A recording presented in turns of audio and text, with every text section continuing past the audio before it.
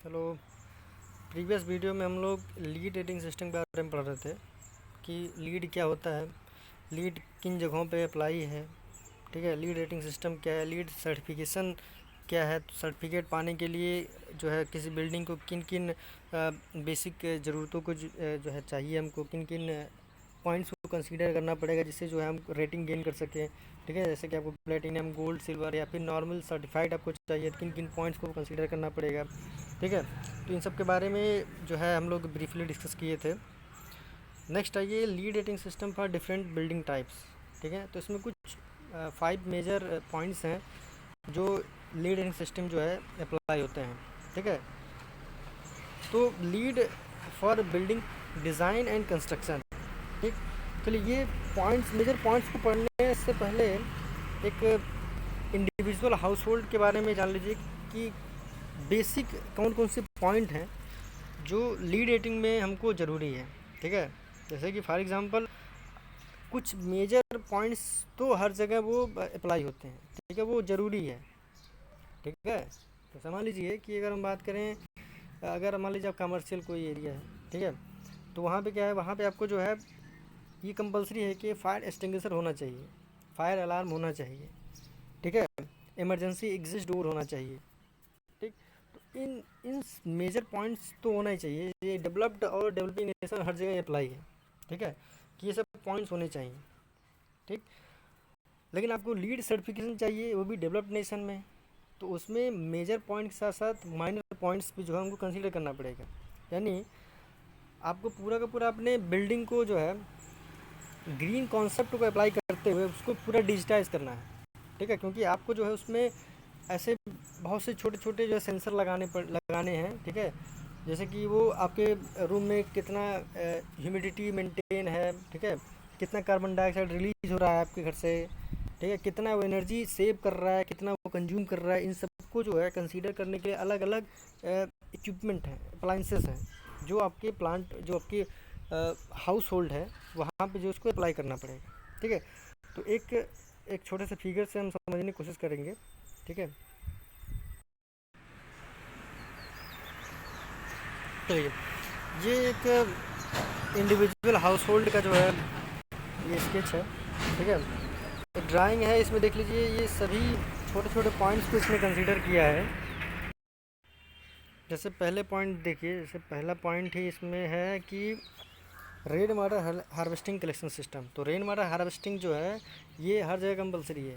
ठीक है, developed nation तो है ही, अब आजकल तो क्या, अब इंडिया में भी कंपलसरी हो गया है। ठीक है, रिसेंटली अभी कुछ महीने हुए जो है, अभी आपके यूपी में जो है अप्लाई हो गया ये rain water harvesting collection system. Kerala में बहुत पहले से ही था। ठीक है, 8 साल पहले से ही केरला में अप्लाई था। ठीक, तो देखिए नेटिव, देखिए नेक्स्ट पॉइंट क्या करें, नेटिव प्लांटिंग।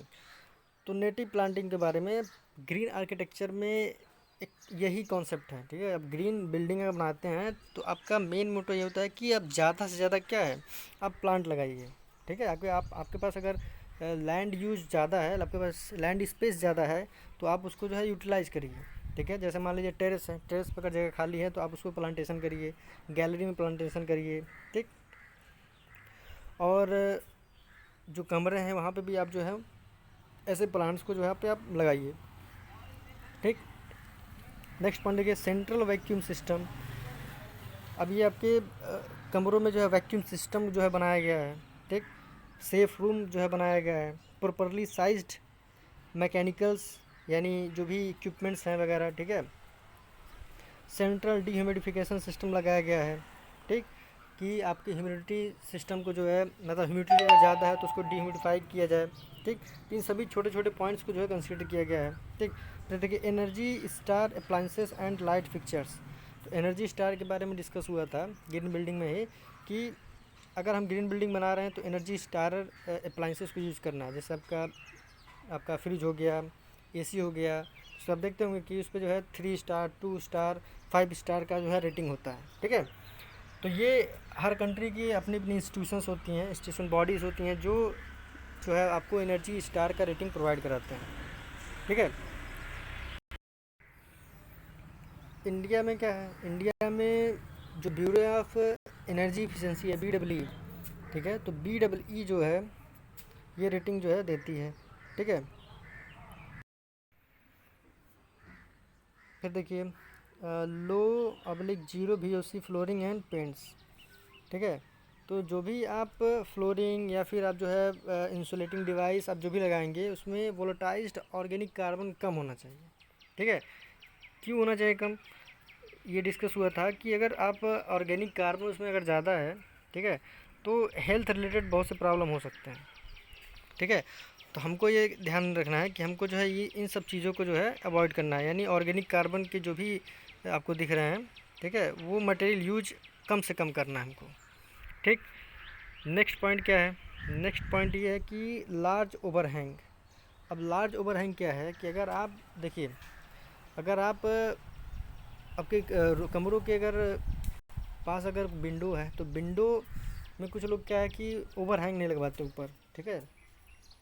तो इसमें क्या है, ये डिज़ाइन में आता है, ग्रीन आर्किटेक्चर अगर प्रिपेयर करवाएंगे तो ये डिज़ाइन है कि पैसिव सोलर हीटिंग का कॉन्सेप्ट है, ठीक है। ये इसमें अप्लाई किया जाता है कि अगर आप के पास विंडो है तो विंडो के ऊपर जो है एक टेरेस टाइप में हम बनाते हैं, ठीक है।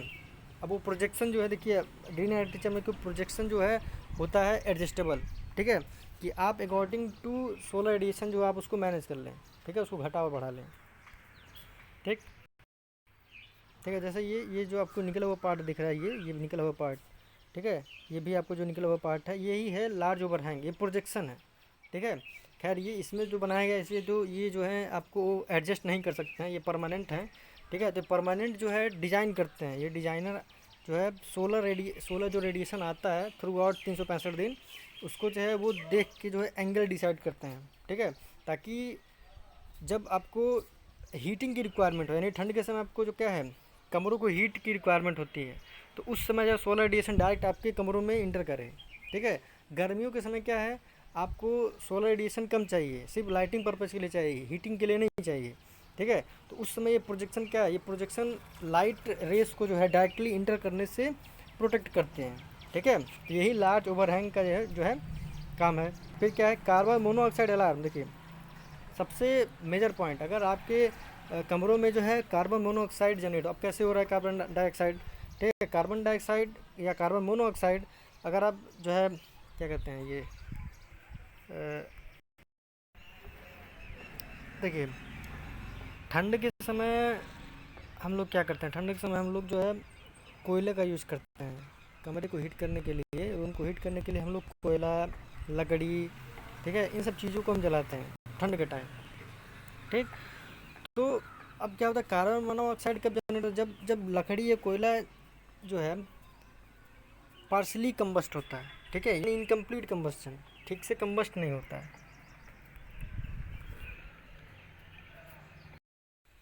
So during the incomplete combustion, ठीक है, कार्बन मोनोऑक्साइड जो है रिलीज होता है। अब कार्बन मोनोऑक्साइड जो है जब इनकम्प्लीट कंबस्टन होगा तो कार्बन मोनोऑक्साइड जो है जनरेट होगा। तो कार्बन मोनोऑक्साइड क्या है कि ये पॉइजनस गैस है, ठीक है, इनहेल करने पे कुछ फील नहीं होगा, कोई जो है आपको ऑर्डर फील नहीं होगा, ठीक है। आप इसको इनहेल करते रहेंगे, ठीक है, एक समय आएगा कि आपको जो है फील होगी कि आपको जो है चक्कर आएगा, ठीक है, वोमिटिंग की जो है शिकायत आ सकती है इसमें। तो कुछ इस तरह के प्रॉब्लम इसमें आ जाते हैं। एक कारण और है कि कार्बन मोनोऑक्साइड जो है ट्रैप हो सकता है कि अगर आपके कमरों में या रूम में जो ही वेंटिलेशन सिस्टम है अगर वो प्रॉपर ना हो, ठीक है, तब भी जो है कार्बन मोनोऑक्साइड उन कमरों में कन्वेक्ट हो सकती है, ठीक। एक किचन से भी ये सोर्स होता है कि किचन में अगर आप वेजिटेबल्स को ज़्यादा आप तलते हैं, उसको ज़्यादा भून देते हैं, ब्राउन ज़्यादा कर देते हैं, उस केस में भी जो है कार्बन डाइऑक्साइड और कार्बन मोनोऑक्साइड दोनों रिलीज हो सकते हैं, ठीक है। एक्चुअली किचन से आप जानते होंगे ऑलरेडी जो है इंडोर इन्वायरमेंटल पॉल्यूशन होता है, ठीक है, जिसके लिए भी बार बार बोला जाता है कि उसमें जो है आप कम जो है उसको पॉल्यूशन कम करें उसमें, ठीक। नेक्स्ट क्या दे रहा है इसमें, नेक्स्ट जो है लिखा है मिनिमल कारपेट यूज। इसका मतलब ये है कि आप आपके कमरों में जो भी खाली स्पेस है, ठीक है, उसमें उसको आप ज़्यादा से ज़्यादा यूटिलाइज़ करिए। यानी आपके पास अगर कोई मान लीजिए अलमारी है या टेबल है या चेयर है, ठीक है, या भी कोई और चीज़ है, आप उसको यूज करिए, ठीक है। तब भी खाली घर है तो उसमें प्लांटेशन करिए, ठीक।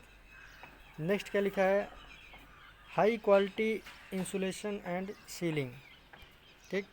अभी हाई इंसुलेशन एंड सीलिंग क्या है, तो ये जो है डोर्स में आपको जो है, ये सॉरी डोर्स कह रहे हैं, आपको जो वॉल होते हैं, वॉल में, सीलिंग में, और जो है जो कारपेट एरिया है, ठीक है, फ्लोरिंग के लिए, फ्लोरिंग के तौर पे जो है हम हीट इंसुलेशन प्रोवाइड करते हैं, ठीक है।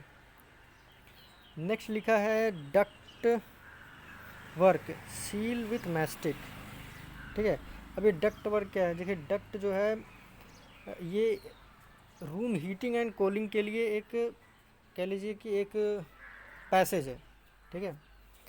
इस पैसेज में क्या है, अब इस पैसेज में क्या है कि एक कहीं सेंट्रली हम जो है कूलिंग सिस्टम को इंस्टॉल करते हैं। उस कूलिंग सिस्टम से जो है हम हुड्स के थ्रू, यानी कह लीजिए कि पाइप होते हैं, ठीक है, रेक्टेंगुलर या सर्कुलर पाइप होता है, उस पाइप को जो है चैनलाइज वे में जो है हम हर कमरों में जो है उसको फ्लो कराते हैं, ठीक है।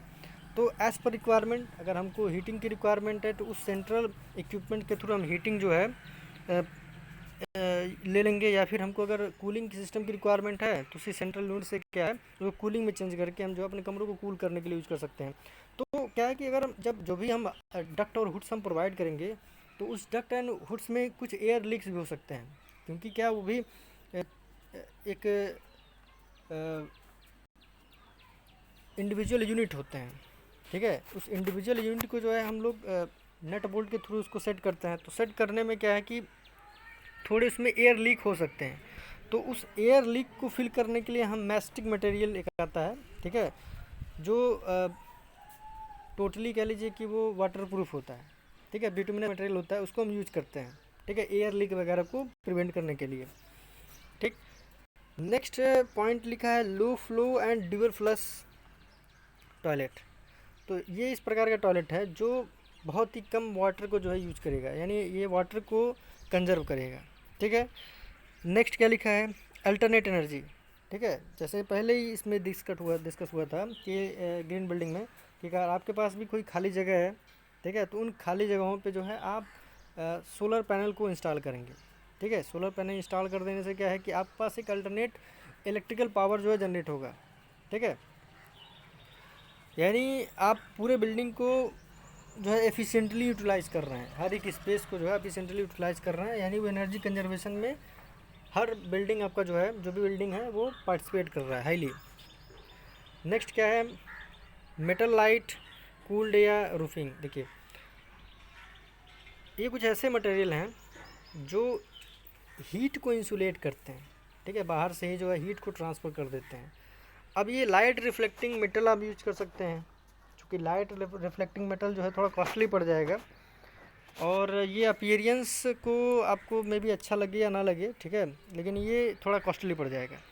इससे बढ़िया है रूफ़ कूलिंग एक पेंट आता है, रूफ़ कूलिंग पेंट जो है आप अगर आप रूफ़ पे या फिर आप ऐसे वॉल, ऐसे आपके जो कमरों के वॉल हैं या फिर कह लीजिए कि बिल्डिंग का जो बाहरी आउटर वॉल है, अगर वो सोलर रेडिएशन पे एक्सपोज है, अगर वो सोलर रेडिएशन को डायरेक्टली रिसीव कर रहा है, तो आप इन तरीके के पेंटों को अप्लाई करके सोलर हीट को आप प्रिवेंट कर सकते हैं, ठीक है। फिर ये देखिए एनर्जी इफिशिएंट ई विंडो ग्लास। अब एनर्जी इफिशिएंट ई विंडो ग्लास का क्या काम, ये भी हीट इंसुलेट करता है, क्योंकि आपका विंडो इसीलिए बनाया गया है कि विंडो के थ्रू क्या है वेंटिलेशन हो, यानी एयर का आए इंटर करे और एग्जिट हो जाए, ठीक है। साथ ही साथ आप ये भी चाहते हैं कि जो सोलर रेडिएशन है उसको as a lighting purpose use करें दिनों में, ठीक है।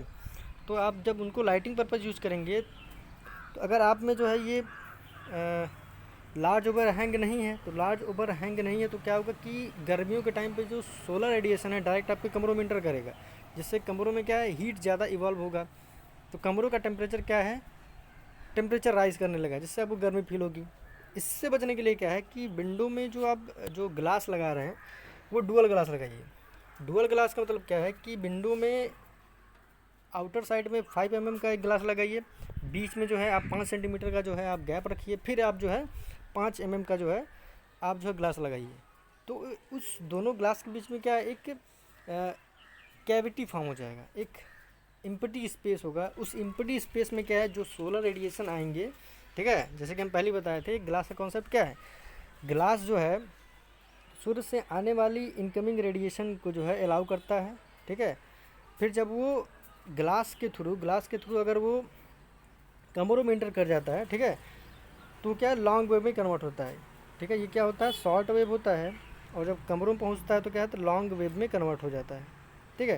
तो अब क्या है, ग्लास जो है लॉन्ग वेव रेडिएशन को जो है आउटर स्पेस में जो है जाने नहीं देता है, ठीक है, यानी वो कमरों में ही जो है मूव करते रहते हैं, ठीक है।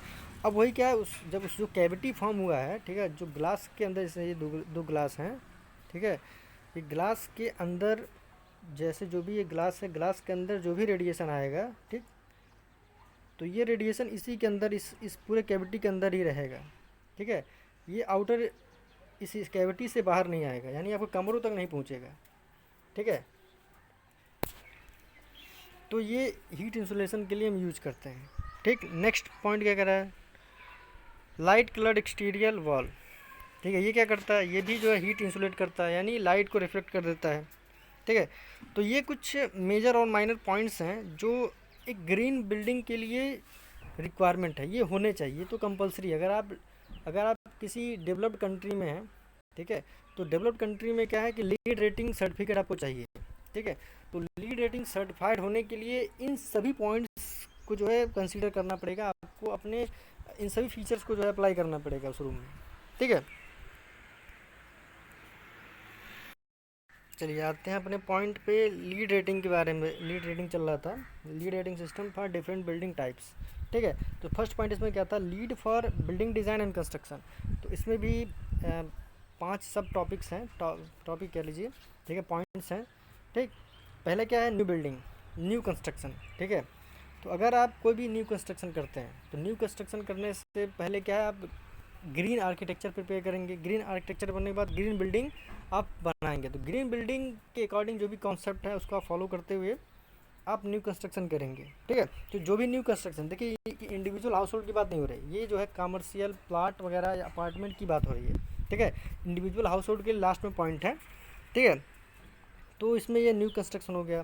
फिर कोर एंड सेल, तो कोर एंड सेल देखिए, न्यू कंस्ट्रक्शन में तो ठीक है, लीड रेटिंग जो है दे दिया जाएगा।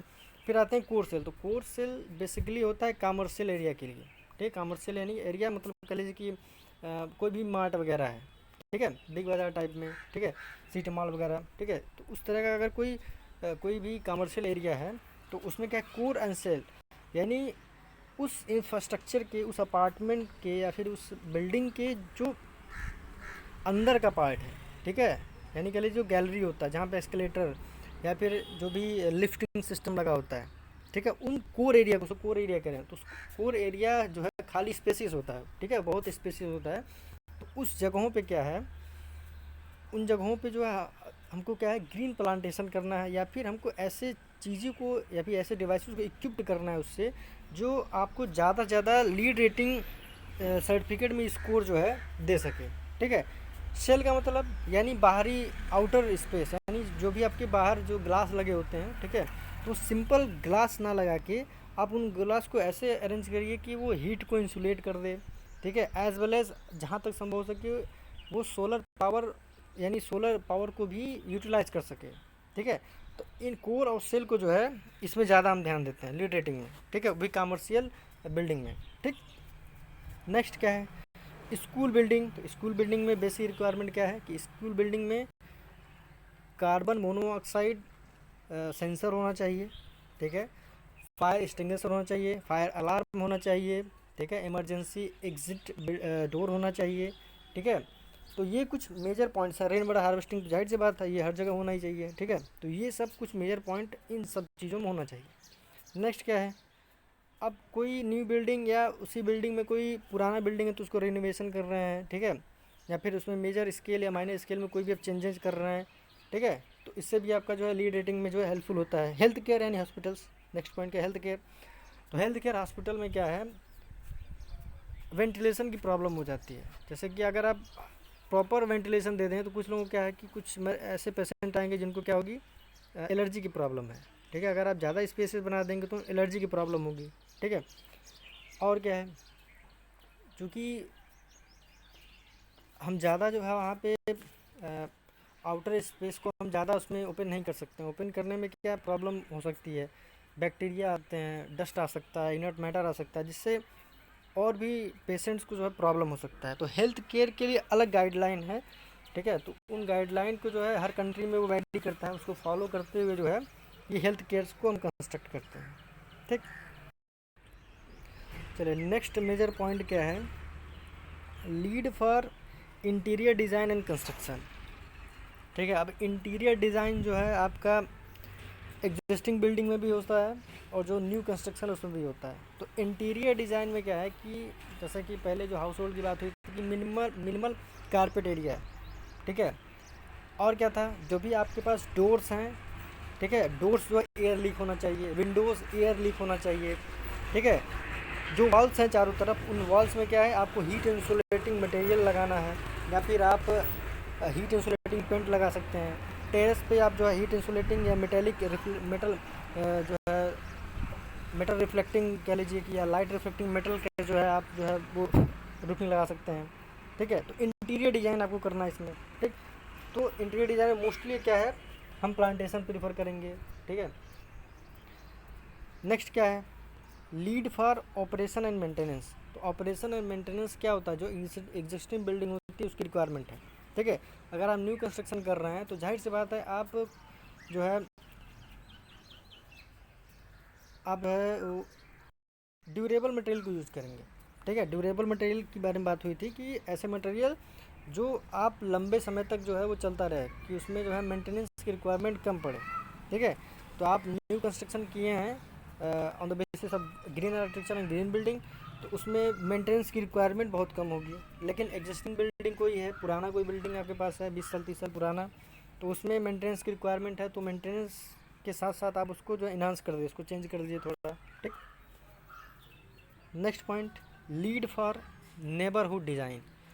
ये नेबरहुड डिज़ाइन देखिए, ऐसा नहीं कि आप अपना बिल्डिंग बनाए हैं तो उसके आपके जो पास पड़ोस के लोग जो पड़ोसी हैं उनके बारे में ये नहीं है, ठीक है। ये पॉइंट जो है रिफ्लेक्ट करता है, मान लीजिए कि अगर कोई गेम मान लीजिए हो रहा है, मान लीजिए कॉमनवेल्थ गेम दिल्ली में हुआ था, ठीक है। तो कॉमनवेल्थ गेम जब हुआ था तो जो भी स्टेडियम थे, ठीक है, ठीक, या फिर जो भी आपको नया उसमें एक विलेज गांव, एक विलेज बनाना, स्पोर्ट्स विलेज बनाना था, ठीक है। तो स्पोर्ट्स विलेज में क्या है, आपको जब कॉमनवेल्थ गेम या ओलंपिक गेम जब चलते हैं तो क्या है, वो पैरेलली सारे गेम चलते रहते हैं, ठीक है। तो आपको बहुत बहुत से जो है स्टेडियम्स की ज़रूरत पड़ सकती है उसमें, ठीक है। ऐसे प्लेग्राउंड की ज़रूरत पड़ सकती है। तो आप जो है थोड़े समय के लिए आप जो है कुछ जो है ग्राउंड को ऑक्युपाई करके आप बनाते हैं, ठीक है। तो कहने का मतलब ये है कि आप जब भी ये इस तरह के इवेंट्स अगर ऑर्गेनाइज हो रहे हैं किसी भी कंट्री में या सिटी में, तो क्या होता है कि उनके लोकल एरियाज़ जो हैं, ठीक है, यानी कि जब कॉमनवेल्थ गेम हुआ था तो पूरे दिल्ली क्या होती, पूरी दिल्ली में रिनोवेशन हो गया था। पूरा दिल्ली में अगर जहाँ जहाँ ओवरब्रिज की रिक्वायरमेंट थी, बन नहीं पाया था किसी किसी कारण से, तो वो जगह हर जगह जो है उन जगहों पे जो है ओवरब्रिज बन गया, ठीक है। अंडरपास की रिक्वायरमेंट थी, ठीक है, वो बन गया। यानी पूरा का पूरा दिल्ली उस समय जो है मॉडिफाई हो गया था, रीइनोवेट हो गया था, बहुत ज़्यादा उसमें चेंजेस कर दिए गए थे, ठीक है। साफ़ सफाई की ज़्यादा ध्यान दिया गया था, ठीक। तो नेबरहुड डेवलपमेंट इसी से रिलेटेड है, ठीक। Next point, LEED for homes. देखिए ये अब ये इंडिविजुअल हाउस होल्ड के लिए आ गया, ठीक, ठीक। जैसे मान लीजिए कोई भी कमर्शियल अपार्टमेंट है, बिल्डिंग है, तो उसके लिए अलग गाइडलाइन है, उनको कुछ और एक्स्ट्रा जो है केयर करना पड़ता है, क्योंकि वो क्या कर रहे हैं, वो गैदरिंग कर रहे हैं, मास गैदरिंग कर रहे हैं, पीपल की गैदरिंग कर रहे हैं। तो वहाँ पे जो है इन्वायरमेंट कुछ चेंज होगा, वहाँ पे जो है और प्रॉब्लम हो सकते हैं, ठीक। इंडिविजुअल हाउस होल्ड के लिए अलग गाइडलाइन है, इसमें कुछ रिलैक्सेशन भी हैं, ठीक है। तो ये सभी क्या है, यूएस ग्रीन बिल्डिंग काउंसिल के पॉइंट्स हैं, ठीक है, ओके। ये सभी major points US green building council के द्वारा प्रीफर किया जाता है। लेकिन अगर हम इंडियन कॉन्टेक्स्ट के बारे में अगर बात करें कि इंडियन ग्रीन बिल्डिंग काउंसिल किन पॉइंट्स को कंसीडर करती है, तो इसमें जो है लीड फॉर बिल्डिंग कंस्ट्रक्शन, ये एक मेजर पॉइंट जो होता है, इसके अंदर जो सब पॉइंट्स होते हैं वो 6 होते हैं। ये पांचों पॉइंट तो रहेंगे ही, साथ ही साथ जो है एक अलग से एक्स्ट्रा पॉइंट होता है, स्पेशल इकोनॉमिक जोन। ठीक है, तो ये स्पेशल इकोनॉमिक जोन एक बनाया गया है, यानी जो भी इकोनॉमिकल इंफ्रास्ट्रक्चर हैं, ठीक है, उनको ज़्यादा कंस्ट्रक्शन, उनको ज़्यादा ध्यान देते हैं इस पर। ठीक है, तो बाकी जो अदर 4 पॉइंट्स जो थे मेजर पॉइंट्स, वो अभी यहाँ पे इंडिया में कंसीडर नहीं किया जाता है अभी। ठीक है, इंडियन ग्रीन बिल्डिंग काउंसिल के थ्रू सिर्फ ये 6 जो है पॉइंट्स को जो कंसीडर किया गया है। ठीक है, स्पेशल इकोनॉमिक जोन। ठीक है, ये एक अलग से एक्स्ट्रा पॉइंट इसमें जुड़ जा रहा है। ठीक है, चलिए, ओके, बाय।